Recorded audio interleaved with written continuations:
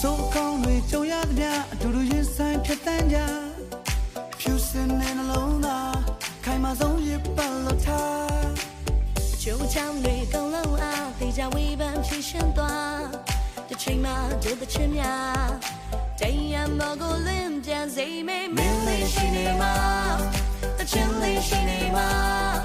စဉ်းစားကြည့်ပါလားရှင်တန်ကြီးရဲ့စိတ်ပဲဆိုတာမင်းလေးရှိနေမှာ